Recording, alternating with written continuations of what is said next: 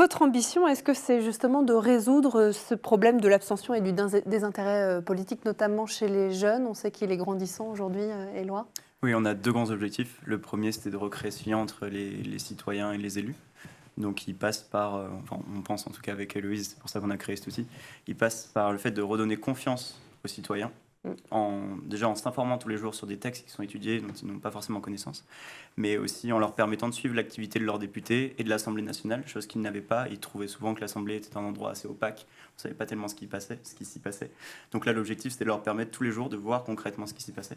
Et notre deuxième objectif, qui va arriver dans un second temps, ça va être de permettre aux citoyens de participer à l'élaboration de politiques publiques à l'échelle locale.